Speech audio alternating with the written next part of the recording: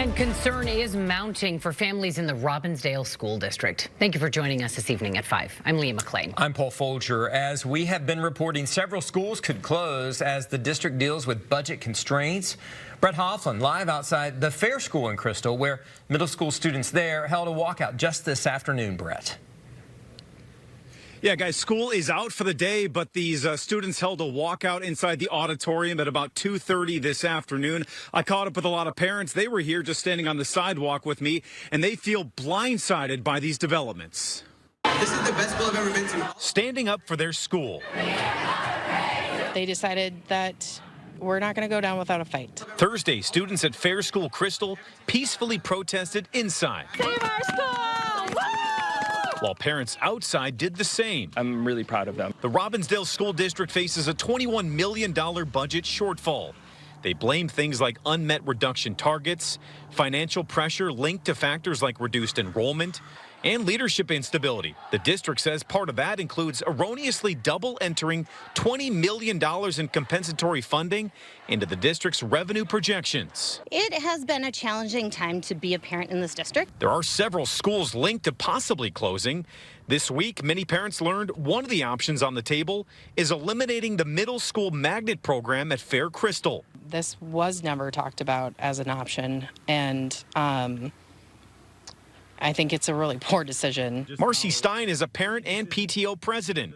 She's been a cheerleader for the district for years, but has serious questions about this direction and believes enrollment will take an even bigger hit. Have you lost trust with the district? Quite a bit. Quite a bit. We've seen a lot of cuts. We've seen a lot of changes. We've seen a lot of challenges. The district was not available for an interview, but I asked them, how do you regain trust from the community for those who have concerns about the future? In a statement, they said, quote, "We recognize that school closures and program adjustments are deeply emotional, especially when they affect your school or your family." Now, it's important to note no closure is finalized quite yet. There's a couple board meetings over the next month, very important meetings for the public to attend. A final board vote on all of this is set for January 20th. Live in Crystal, Brett Hoffland, 5 Eyewitness News. And Brett, we are digging deeper on this big story this evening, the Robbinsdale budget errors. Those were eventually caught by the district, but there are a number of things that districts have to do as they try to make sure that errors like this are in fact caught. Minnesota Department of Education requires districts, charter schools, and educational cooperatives to perform an annual independent financial audit and submit that data to the department. The state auditor also looks at two different sets of data: unaudited and audited data after November 30th, and then the budgets are approved before July 1st. Now, the Robbinsdale budget, this is a story we've been reporting on for more than a year now. As Brett mentioned, if you'd like to make your voice heard, there are a few more public meetings that are still coming up, and you will find all of that information and all of our previous coverage right now in the KSTP app. And now at 5 o'clock, there is a new plan for the future of George Floyd Square in Minneapolis more than 5 years after his murder. Minneapolis City Council approved a flexible open street design plan. This is how this works. It allows vehicle access, it closes streets for big events, it brings back the D-Line bus service, it adds bike lanes, and green space for a George Floyd memorial. All of this comes at a price tag of $11 million. The construction of it is expected to start next year. Our Richard Reeve was in that city council meeting. He's going to have the reaction from council members and the community. That story is coming up at 6 o'clock. And tonight, the Minneapolis City Council is also strengthening protections for immigrant residents. City Council unanimously voted to update the separation ordinance that was first passed back in 2003. The updates include restricting city resources, property, and staff from being used for federal immigration enforcement. It also expands protections to city contractors, and it requires staff training and reporting of data on complaints. It's now been exactly 1 week since authorities announced a major break in a mystery on Minnesota's North Shore. Bryce Campbell, the owner of the historic Lutsen Lodge, remains in a Michigan jail charged with arson. Now, before his arrest, Campbell had been messaging our Eric Shalou at this mess. Yeah, Paul and Leah, I've exchanged messages with Bryce Campbell since February 2024's fire, trying to set up an interview. The last message I sent Campbell was last week, moments before he was arrested. For the first time, we're hearing from the resort's general manager about the arrest. A massive fire in February 2024 destroyed the historic Lutsen Lodge, one of the oldest resorts in Minnesota, dating back to the late 1800s. It was devastating to watch that. It kind of engulfed the whole building at some point. The windows go out, the flames, get oxygen, and then the roof is breached, and then you can't stop it after that. 22 months after we first met Lutsen Lodge General Manager Edward Venanges, law enforcement announced the resort's owner, Bryce Campbell, was arrested on arson and insurance fraud charges. To hear charges against the owner, what's your reaction to that? It bothers me a lot that we were lied to, but he may have had his own reasons. But I hope that they have crossed their T's and dotted the I's in terms of the investigation. In the days that followed the fire, I messaged Campbell for an interview. The message I got back read in part, "I do appreciate the offer and you reaching out. Right now, I think I just want to take a step back." Later in March, I messaged Campbell again, telling him the community would like to hear from him. Campbell's message back read, "I do trust your interest is genuine. Forgive me for my reluctance." During this time, March of 2024, state fire investigators returned to Lutsen Lodge searching for evidence.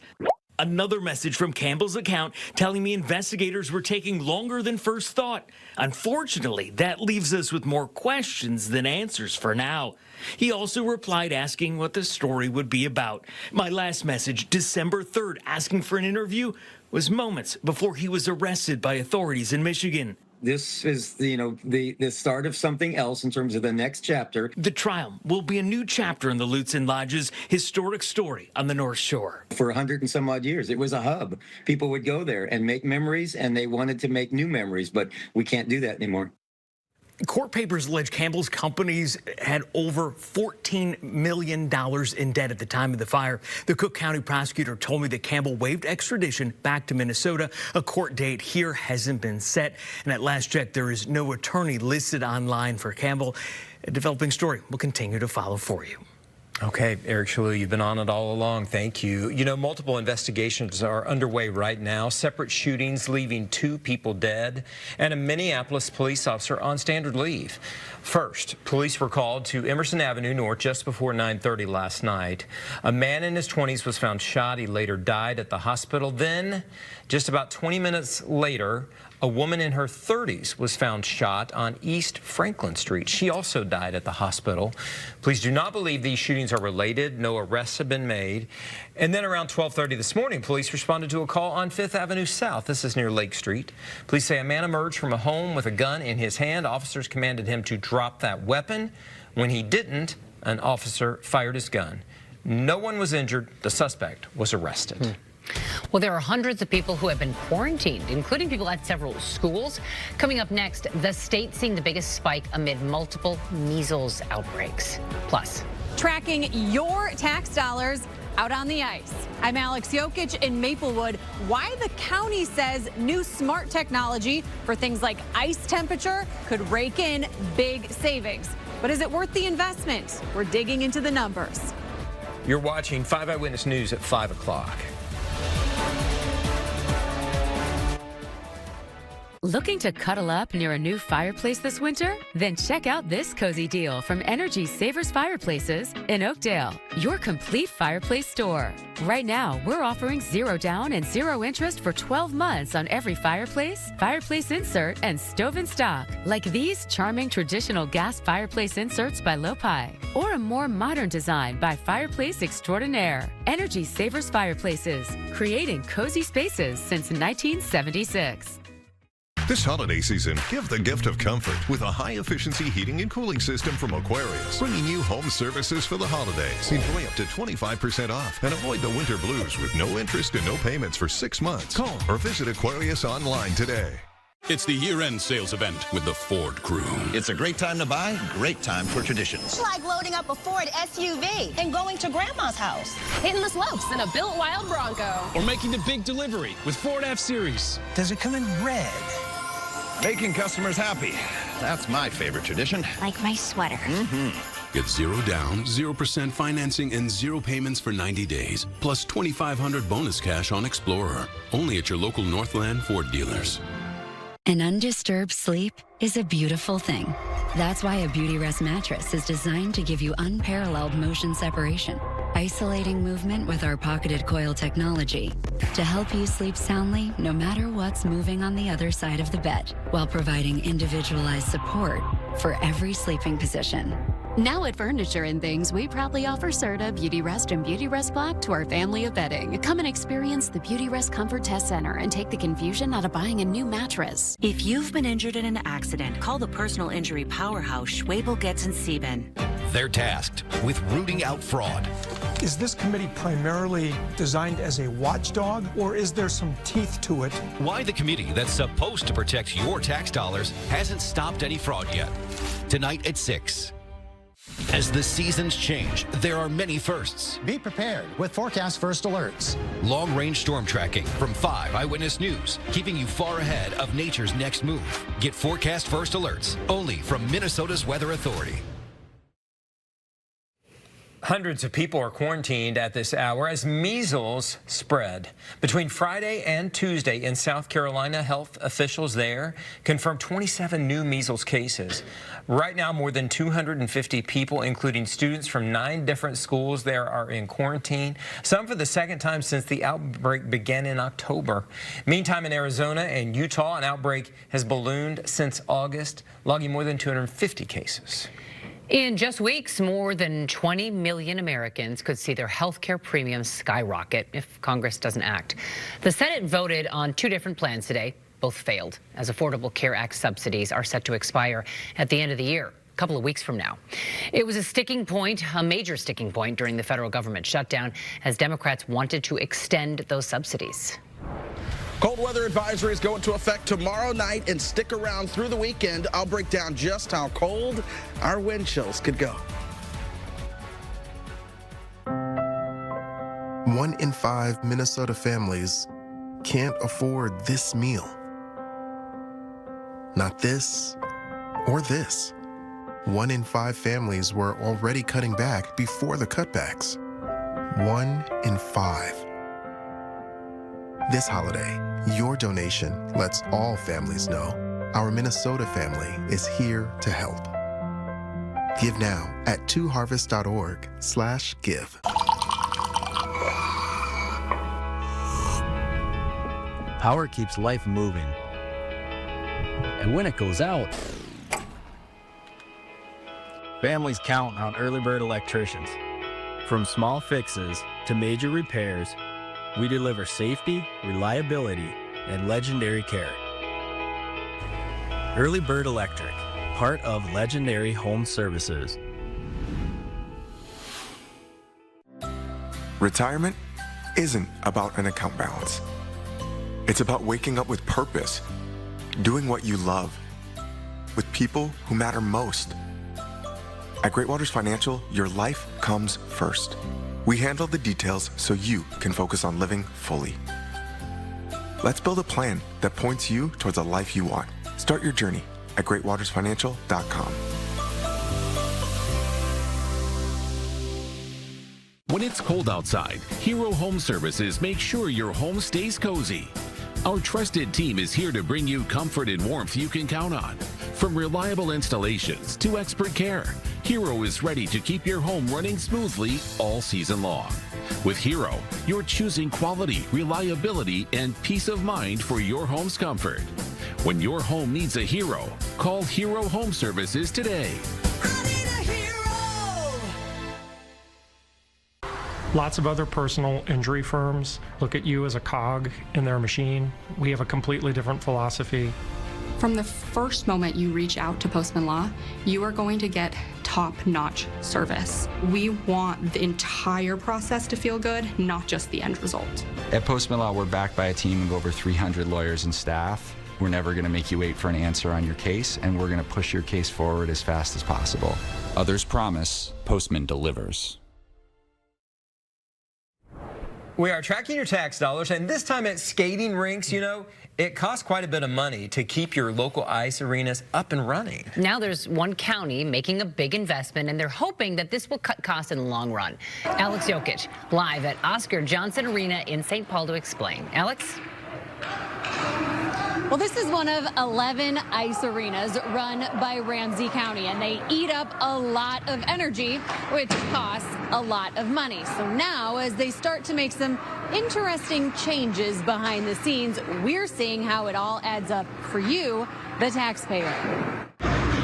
This former competitive skater Nice to get a bunch of laps in. appreciates free skate for seniors at Aldrich Arena and noticed some glaring changes above the ice. I'm seeing the nice LED lights. New lights in the ceiling, solar panels on the roof. Once it gets above a couple degrees. And a boiler room that's getting a smart makeover. Soon they'll be able to monitor the bleacher heaters, the exact temperature of the ice, if there are any refrigerant leaks, and the cost of all of it remotely. How were you tracking it before these smart systems? With smart people, I guess. Parks and Rec Director Mark McCabe says for these old rinks, it was a lot of eyeballing with just standard thermometers. But now, with real-time tracking, they say they'll be able to run the rinks more efficiently. So what will that mean for people?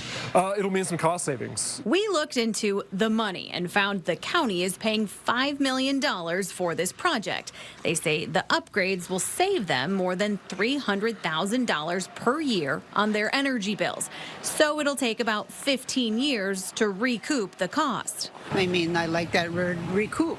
Yeah, that, eventually it's going to save a lot of money. I like the sound of that. Then, over the next 15 years, the county estimates they'll save $5 million in utilities. Anytime we can save money so our property taxes don't go up that much, it's always a good thing. Now, if you're wondering why such a big focus on ice rinks, well, Parks and Rec tells me these arenas account for 85% of their energy costs for the year. So if they can find ways to trim it down, that'll certainly help. They expect these upgrades to be up and running by the new year. Live in St. Paul tonight, Alex Jokic, 5 Eyewitness News. A nonprofit working to revitalize a 5th Street in downtown St. Paul. St. Paul Downtown Development Corporation purchased the long vacant Empire building and the connected Endicott Arcade. This group is hoping to bring more street-level shops to the block. And as this vision takes shape, community members will be invited to weigh in through meetings, events, and an online survey. It is now the 4th property that the St. Paul Downtown Development Corporation has purchased just this year. Well, the new year is almost here, and perhaps you want to open up a 529 account on behalf of your child to pay for their education. Well, there's some new changes this year that could make a big difference in the future for your kid. It's today's Money Minute. That 529 fund for college you're contributing to or thinking about starting for your kid has some changes. Under the new rules, Pete Eckerline with RBC Wealth Management helping us track it. So it gives you a little more advantage to use the money for different things. This year, new legislation created changes in this fund, including how it's used for more than just college, including expanding the K through 12 expenses. You can actually use some of the dollars for K through 12. The biggest change for pre-K through 12th grade going from $10,000 to $20,000 a year available to be used for qualified expenses. It gives you a little more advantage to use the money for different things. The good news is you can still use it for the qualifying expenses like tuition, room and board, computer and tech expenses. But then there is a benefit now that allows this money to be used for other types of educations, like certain trades that are credentialed and qualified. The goal to make this money available for the changing future workforce. Instead of just college. There are also some expanded rollover options if you don't use all of those funds. We've got this story and all the Money Minute stories at kstp.com. Right before the news.